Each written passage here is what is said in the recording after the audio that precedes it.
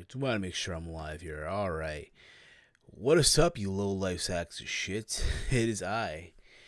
It's Steve. It's me here. I'm live here once again. Good fucking morning for all of you out there. So, this is my WWE Hell in a Cell 2017 recap, review, what have you. Whatever the fuck you want to call this shit, I don't fucking know. So, it's the morning and I'm doing this now. I just came back from my morning job. I had to go in today and I decided to now get over with before I crash to bed and what have you. So I saw Hell in a Cell last night on pay-per-view, just like all of you out there. And I'm going to be very honest. I thought the pay-per-view as a whole was a very, very solid show. There's some things on the show that I would have done without. That's just me, of course. And who saw that coming at the end with SAMI ZAYN? Let's be real about it, okay? But nonetheless, guys, give me your thoughts down below in the comment threads if you're watching me on a live stream right now, or if not, if you're watching the playback later on the day, give me your thoughts down below. Thank you all for tuning in live. You can follow me on Twitter at HeelSteven, where I tweet throughout Monday Night Raw, SmackDown Live, NXT, Impact, pay-per-views, and all that fun stuff. If you're new to the channel, hit that sub button down below. Give this video a big old thumbs up and share the stream and video throughout your entire social media. So, I actually watched the kickoff show early in the day. It was Shelton Benjamin and Chad Gable, a.k.a. the World Greatest Tag Team 2.0 versus the Hype Bros, Zack Ryder and Mojo Rawley. I thought for what it was okay. Zack Ryder and Shelton were in the ring as well. People got a pop for that. But nonetheless, this match, for what it was, okay, had some good near falls near the end. There were moments in the match where Gable and Benjamin hit these finishers on Mojo Rawley and Zack Ryder, and you thought that was it. Okay, it's over. It's done with. But they were near fall. They broke up the pin. But eventually, it ended up with, I want to believe, Zack Ryder getting pinned. Yeah, by Chad Gable at the end. After a power bomb, literally after a fucking power bomb, reverse bulldog on the top rope. And the whole notion is, I believe personally, what was going to happen is the Hype Bros will end up breaking up. And I guess this is just more fuel to that fire. I'll be honest, if you're to tell me who should turn heel here, I think Mojo Rawley has more of a benefit turning heel, because you think about it, the guy won the fucking Andre the Giant Memorial Battle Royal. And let's be real about it. You get nothing from that. But at the same time, I feel like the guy has more potential being a heel somewhere down the road. Zack Ryder, listen, his time has come and gone. And at this point in the juncture, there really is no point to really do anything with him at this time. But that's just my opinion. Of course, take it for what it was. As for Shelton Benjamin, Chad Gable, I can see them potentially going for the tag team title somewhere down the road. But we'll see where that goes. But again, they have a good chance sooner than later, if you ask me. And then we kick off to the main card here. We kicked off with the Hell in a Cell match for the tag team titles. The Usos and the New Day. Overall, I thought this match was a fucking good kick off the show. Everybody was going crazy.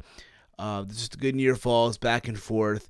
And there's a moment in the match where they had one of the Usos in the corner of the cell.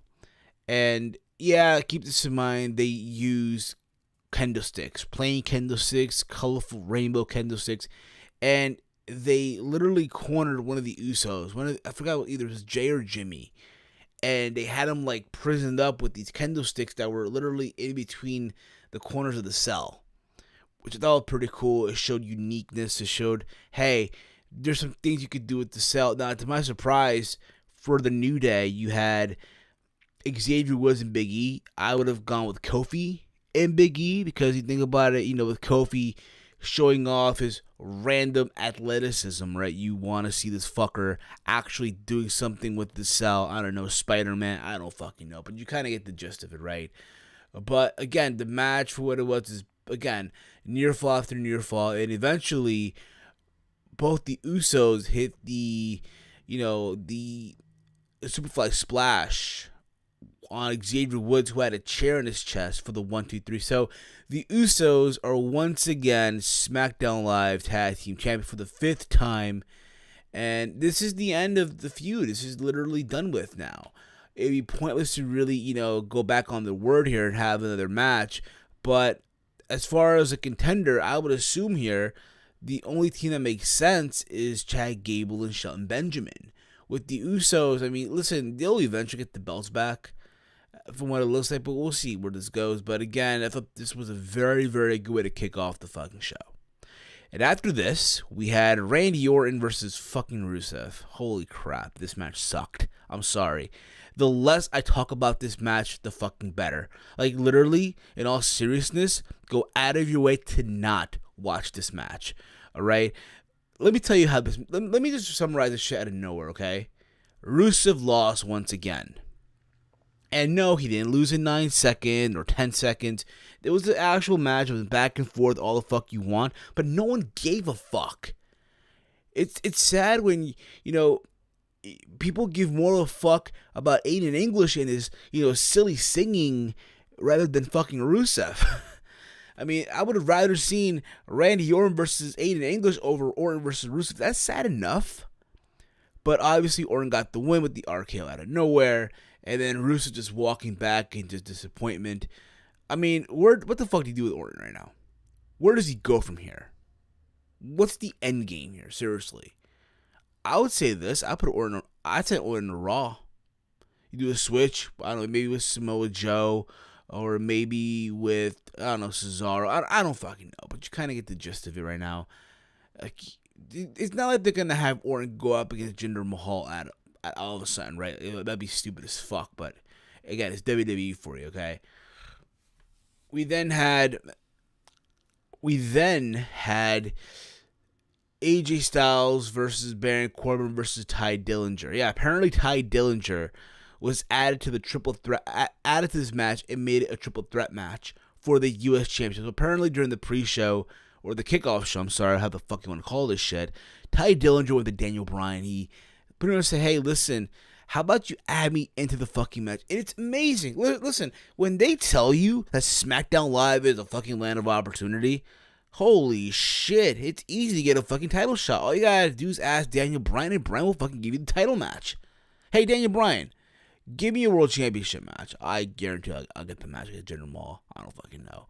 But that's how it became a three-way. And it made sense. At the same time, I'm surprised it took them this fucking long to actually make a triple threat match. Okay, think about it. Ty Dillinger has been so much involved in this feud. Like, yeah, it's between Baron Corbin and AJ Styles. Yes, I understand. But somewhere in this feud, Ty Dillinger left his mark. Yeah, he beat Baron Corbin last week on SmackDown Live with a little flash pin, whatever. But nonetheless, again, it made a lot of sense to add him to the match, even though you knew it was going to happen. Him being the one to eat the pinfall here. But again, this match, for what it was a very, good back and forth match. AJ Styles does a 450 splash, leaping off the top rope. Eventually, he does the phenomenal forearm on Ty Dillinger, which then Corbin throws out AJ Styles out of the ring and literally steals the pin to become the new U.S. champion. Yes, Baron Corbin, the same guy that couldn't beat John Cena. He failed to cash in against Jinder Mahal, is now the new U.S. champion. Now listen, I'm all for this. Not because, oh my god, I want to see Ty Dillinger not because all of a sudden I want to see fucking Baron Corbin as a fucking champion. I'm for this because, hey, this will hopefully remove AJ Styles from that U.S. title picture. Like, granted, yes, I'm pretty sure he'll get a rematch on SmackDown or maybe Survivor Series, who the fuck knows. But this eventually puts him back up into the WWE World title picture. Maybe against Jinder Mahal. Who the fuck knows? But we'll see where they go with that. And then after this, we had the SmackDown Women's Championship, Charlotte Flair versus Natalya. I'll be honest, I really was not into this match. It was long for no fucking reason. Natalya was literally working on Charlotte's leg the whole fucking time. Charlotte does a fucking moonsault. Listen, as much as I got love for Charlotte, listen, you see one of her moonsaults, you see them all. Even with the fucked up leg. And eventually, Natalya gets herself disqualified by hitting Charlotte with the steel chair. Like I predicted, listen, Charlotte was going to win, but by disqualification. Because Natty was not going to allow Charlotte to beat her. And you know what? When they were talking about, oh, Charlotte has a fucked up leg right now. She's on one leg. A part of me thought, okay, they'll have Charlotte win and they have Carmella cash in. But no, that didn't happen. But eventually I do see a cash in happening somewhere down the road. And then we had the WWE Championship match. We had Jinder Mahal, Jinder My Balls, versus Shinsuke Nakamura.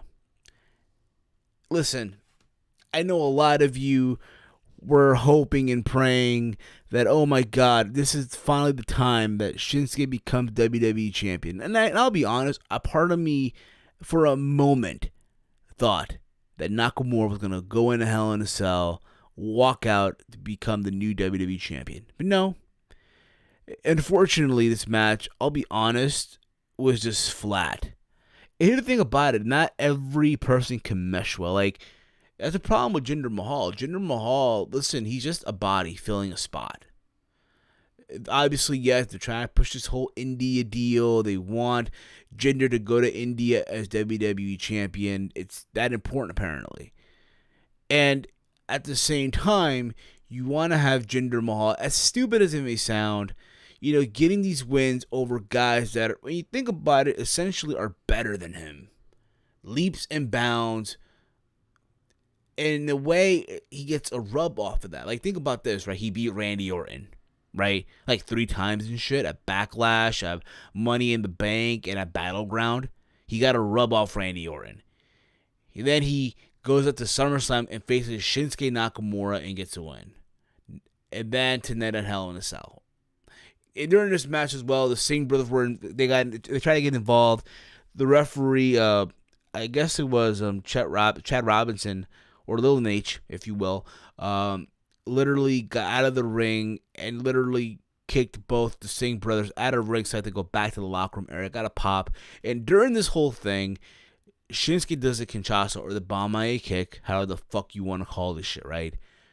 And it looked like Jinder covered it with his hand, and they go for the cover for the 1-2, and then Jinder gets his foot on the rope. But eventually, everyone falls victim to the Kinshasa. My bad. Everyone falls victim to the Colossus. The fucking Colossus. The weakest move I've ever fucking seen. Yeah, granted, I've seen worse, like the fucking people's elbow and shit.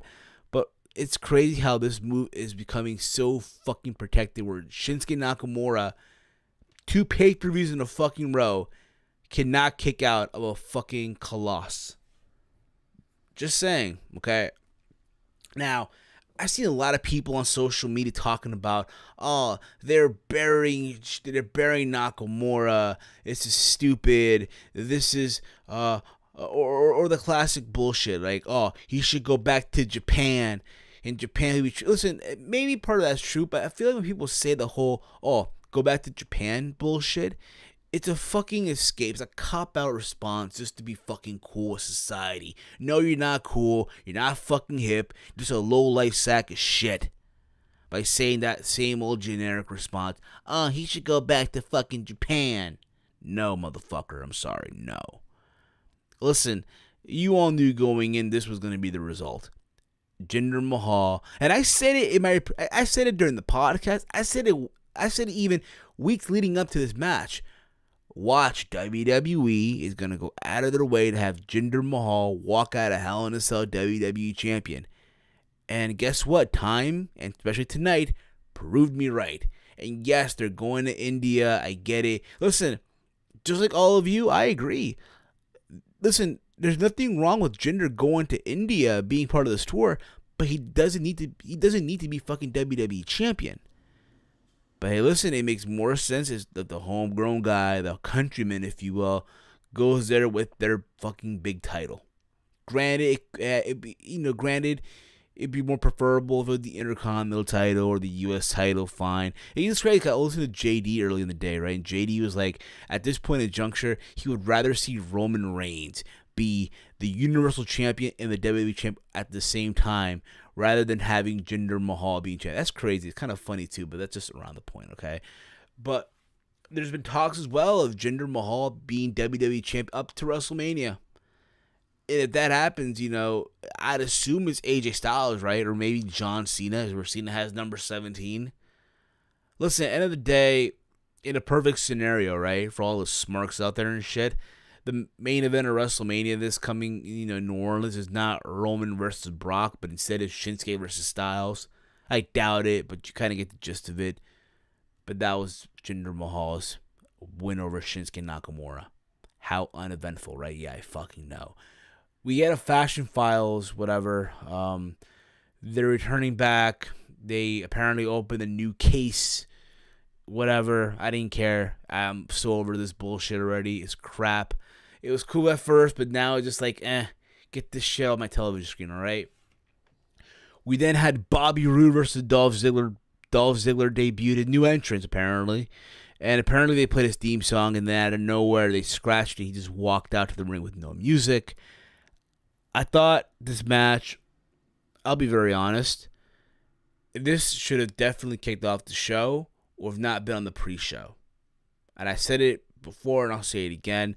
This match, I guess because, again, it was after Jinder Mahal versus fucking Shinsuke Nakamura. And at this hour, after Shinsuke lost to Jinder, even to this match as well, the pay-per-view took a fucking nosedive.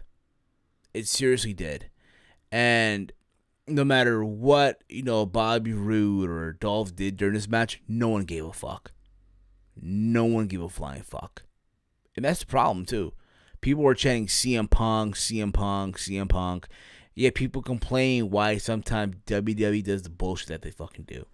But eventually, yeah, Bobby Roode got the win. He rolled up Dolph Ziggler after he countered Dolph's roll up, right, and pulled the tights on. I'll be honest, right now, again, I said it before and I'll say it again, I am not a big fan of Bobby Roode's main roster run.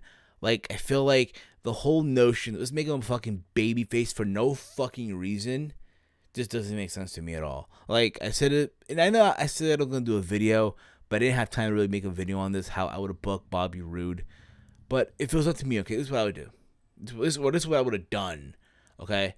I would have had both GMs, Kurt Angle and Daniel Bryan, go out of their fucking way, try to fight for Bobby Roode. Have Bobby Roode appear on both Raw and SmackDown. Hell, even him as NXT champion, right? Appear on both shows. And you have, again, both GMs try to give him the big offer, try to convince Bobby Roode to sign on one of their shows. And you know what? At the same time, you have Bobby Roode wrestle on both shows as well. For the fuck of it. And you give him this whole, again, his whole NXT gimmick. He's a box office. It's his NXT or whatever show he's on. In this case, being SmackDown Live. Oh, it's his SmackDown Live or shit like that. That's what I would have done. Instead of him being this entrance baby face that, again, is just glorious now. It's like, whatever, move on from this, shall we? But that was the match. Again, it sucked because it was on the dead hour, and just no one gave a fuck. And then we had the main event, Hell in a Cell, Kevin Owens versus Shane McMahon. This match, just all over the fucking place. Apparently, there was also a Falls Count Anywhere, which, again, it just didn't make no sense at all. Just have it Hell in a Cell. There's no need to fucking add another stipulation. It's like, there's no need to add another stipulation. It's like, if you're playing 2K17 or 2K18 and shit, if you have like a COD, like, you make a most ridiculous gimmick stipulation. It's like, oh, it's a it's a 60-minute Iron Man Inferno match. It's some shit like that, okay? But again, for what it was, it was a good match. All right. Yeah, even though I had to tolerate Shane McMahon's stupid ways of throwing a punch, Shane McMahon's stupid, ugly Jordan. Here's the thing about it. I love, the Jordan brand. I have a couple of J's myself, but those just like, no, bruh. Hell fucking no. But then again, also during this match as well, you had Shane's family at ringside. They were sitting in the front row. It was Shane's kids and his wife. There's a moment in the match where Kevin Owens was literally beating the fuck out of Shane, literally in front of his literally in front of Shane's family, right? And you think, again, Kevin Owens is supposed to be this fucking heel, this villain, right? He's supposed to scare the kids he's supposed to scare the children of Shane McMahon. But instead of Shane's kid being scared of Kevin Owens, they were laughing at him. Like, this is what wrestling has become in 2017, where the heels that are supposed to, scare the kids, what have you, they're being laughed at by the same kid that they're supposed to, intimidate and shit. But again, just a back and forth match. They were beating the fuck. There's a moment in the match where Kevin does like the running cannonball outside through a table. He misses Shane, goes right into the fucking table. Shane grabs the bulb cutters that were underneath the ring, and he breaks the padlock, gets out of the cell. They're literally on top of the fucking cell fighting and shit. And there's a moment in the match as well where, it seemed like Kevin Owens was going to jump from the top of the cell, but he got nervous and shit, which caused Shane to climb up. And there was, again, just all these bumps they took on top of the cell. You thought for a minute, oh my God, the cell's going to fucking break. And no, it did not. It stood. There's a moment where Owens does like a fucking pop-up powerbomb on Shane, and you thought, okay, this is it. The cell's going to fucking break, or the top of the cell, if you will. It didn't happen either. Eventually, Kevin Owens goes through the announce table from like the middle of the cell. And then you think, okay, Shane was going to finish it off right there. But no, he instead decides to clear out another announce table, put Kevin Owens, just have him lie there, right? And climb up to the top of the cell and repeat what he did at WrestleMania 32 in Dallas, which I was at. Jump from top of the cell. And as he does this shit, SAMI ZAYN pulls Kevin Owens. Like, he pops up out of nowhere and he pulls him out of the way, and Shane just falls. He just lands through the table with no one just there and shit, right? And people were in shock, like, what the fuck just happened, right? And then you see SAMI ZAYN just with this shocked look, like, what the fuck just happened? Like, he can't believe what he did. And then he grabs Kevin Owens and makes the referee count the pinfall. And Kevin Owens wins the Hell in a Cell. So we have a heel SAMI ZAYN, so it seems. And from what it looks like, hey, we probably have a new tag team in the works on SmackDown Live. Kevin Owens, SAMI ZAYN, or in this case, STEENERICO. For those of you who remember back in Ring of Honor, Kevin Steen, El Generico. Here's the thing about it, okay? Yes, we've been used to seeing them feud with one another. That's fine and dandy. I'm willing to give this a chance, not because I'm not just saying that because, hey, I've seen Owens and Zayn team up back on the independent circuit, but I'm willing to see where they go with this. I'm willing to give it a chance. Hell, why not give them the next shot at the tag team titles? I'm just fucking saying. But Tuesday night is gonna be very interesting because you assume now, hey, Sammy has some fucking explaining to do, and I can't wait to see what's gonna go down. Okay. But overall, that was Hell in a Cell. I thought, again, the pay-per-view was a solid pay-per-view with the two Hell in a Cell matches delivering, and a shitty WWE Championship match. And there you go. LOL, Jinder wins. Give me your thoughts down below in the comment threads of this video. Follow me on Twitter at HeelSteven. Make sure you like all my videos. And as always, hate, comment, and subscribe. And yeah, it's me, it's Steve.